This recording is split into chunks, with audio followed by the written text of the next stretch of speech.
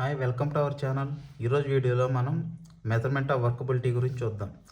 Workability అనేది ఎలా find out చేయాలి అనేది స్లంప్ కౌంట్ టెస్ట్ ద్వారా ఎలా చేస్తారు, దాని ఆపరేటర్స్ ఏంటి అనేది కూడా ఒకసారి చూద్దాం. వీడియోకి ముందు ఒక లైక్ చేయండి. ఛానల్కి ఏమైనా సబ్స్క్రైబ్ చేసుకోకపోతే సబ్స్క్రైబ్ చేసుకోండి. First slump count test.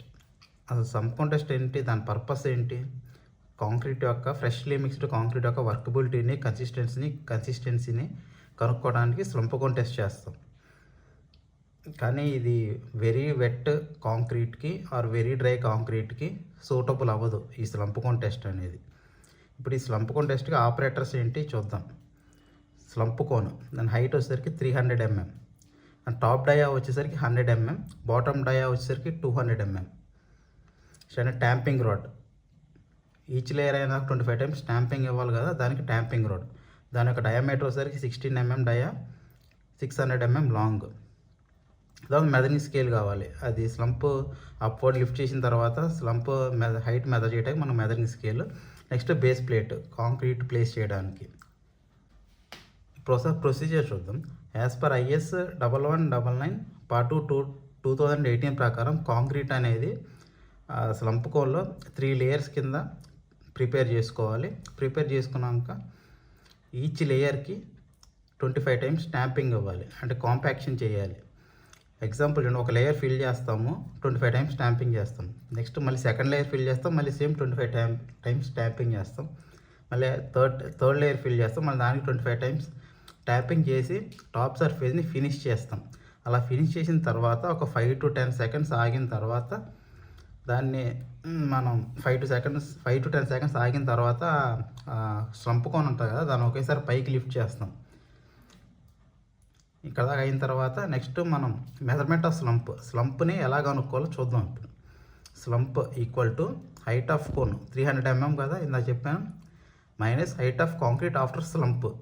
ఇలా అప్ లిఫ్ట్ చేసిన తర్వాత కొంచెం కాంక్రీట్ అనేది కొంచెం డౌన్ అవ్వచ్చు, ఆ డిస్టెన్స్ ఆ హైట్ అనమాట. అది మనం ఎట్లా మెజర్ చేయాలి, స్కేల్ యూస్ చేసుకుని మెజర్ చేసుకోవాలి. ఇప్పుడు ఎగ్జాంపుల్ చూడండి, హైట్ ఆఫ్ స్లంప్ అనేది 300 mm అనుకోండి. Height of concrete after slump test చేసిన తర్వాత దాని హైట్ 300 నుంచి 250కి పడిపోయింది. నెక్స్ట్ ఎలా క్యాలిక్యులేట్ చేయాలి, ఫస్ట్ ఇనీషియల్గా 300 ఉంది, 300 మైనస్ 250. అక్కడ 250 చూసారు కదా, ఇది height of slump 300 mm, height of concrete after slump 250 mm. 300 minus 250, slump 50 mm అనమాట. అలా చూడాలి. ఈ ప్రాసెస్ అయ్యింది కదా ఇక్కడికి. ఇలా కోన్ని మనం వర్టికల్లీ అప్వర్డ్ లిఫ్ట్ చేసిన తర్వాత మనం ఈ విధంగా మనం మెజర్ చేసుకోవాలి స్లంప్ హైట్ అనేది. నెక్స్ట్ ఇప్పుడు టైప్స్ ఆఫ్ స్లంప్. దీంట్లో 4 types ఉంటాయి: true slump, shear slump, collapse slump, zero slump అని. ఈచ్ ఇండివిజువల్గా వెనకాల డయాగ్రామ్స్ ఇచ్చాను, చూస్తే మీకు ఈజీగా అర్థమైపోతుంది. ట్రూ స్లంప్ అంటే ఏంటి, the concrete settles uniformly maintaining overall shape, indicates good and workable concrete with correct water cement ratio. True slump అనేది most desirable. Next shear slump, the concrete slumps by tilting or shearing on one side. ఏంటంటే concrete అనేది పూర్తిగా one side tilt అయిపోతుంది, అంటే one side మొత్తం bend అయిపోతుంది, అది shear slump. ఇక్కడ ట్రూ స్లంప్లోకి వచ్చేసరికి ఏంటి, యూనిఫామ్గా అది షేప్ని మెయింటైన్ చేస్తుంది. అది ఇటువైపు టిల్ట్ అయిపోదు, అటువైపు టిల్ట్ అయిపోదు, యూనిఫామ్గా ఉంటుంది అక్కడ ట్రూ స్లంప్లో. Shear slump. ఇప్పుడు collapse slump, concrete collapse after completely removing the cone, indicates very high workability or excessive water cement ratio.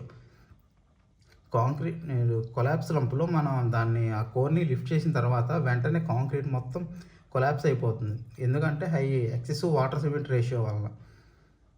Zero slump, no slump occur, the concrete retain its original shape, indicates very low workability.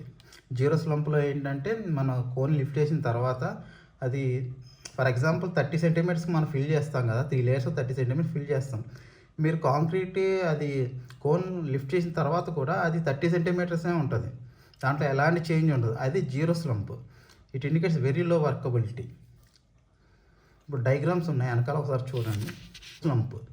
True slump దాని ఒక original size అలానే maximum అలానే maintain చేస్తాయి, ఇటువైపు tilt అవ్వదు. Shear స్లంప్లో చూసుకుంటే వైపు tilt అయిపోయింది చూడండి, రెడ్ కలర్తో మార్క్ చేసాం, కొంచెం టిల్ట్ అయిపోయింది ఒకవైపు.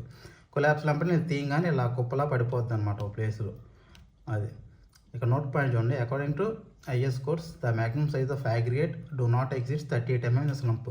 మన స్లంప్ కోన్లో వాడేటప్పుడు స్లంప్ కోన్ చేసేటప్పుడు దాంట్లో మనం వాడే అగ్రిగేట్స్ ఏదైతే ఉందో, కోర్స్ అగ్రిగేట్ ఏదైతే ఉందో అది 38 mm కంటే ఎక్కువ ఉండకూడదు. నెక్స్ట్ రోడ్స్కి 20 to 30 mm స్లంప్. రోడ్డుకి మనం కాంక్రీట్ వాడతాం కదా, ఆ కాంక్రీట్లో వాడే ఫైన్ అగ్రిగేట్ ఆ కాంక్రీట్లో వాడే మనం అగ్రిగేట్ అనేది స్లంప్ 20 to 30 mm మధ్యలోనే ఉండాలి. రోడ్స్కి యూజ్ చేసే కాంక్రీట్ ఒక స్లంప్ 20 to 30 mm మధ్యలో ఉండాలి. మాస్ కాంక్రీట్కి అయితే 12 to 25 mm, వైబ్రేటరీ కాంక్రీట్కి అయితే 25 to 50 mm, బీమ్స్ అండ్ స్లాబ్స్కి 50 to 100 mm, కాలమ్స్కి 75 to 150 mm. ఇక్కడ ఇంకో పాయింట్ ఏంటంటే వర్కబిలిటీ ఇంక్రీజ్ అయితే స్ట్రెంత్ ఇంక్రీజ్ అయ్యిద్దని చాలామంది చెప్తారు, కానీ వర్కబిలిటీ ఇంక్రీజ్ అయితే స్ట్రెంత్ అనేది తగ్గుతుంది. Workability increases, strength decreases. అదొక పాయింట్ గుర్తుపెట్టుకోండి, కాంపిటేటివ్ ఎగ్జామ్స్లో చాలాసార్లు అడుగుతున్నారు.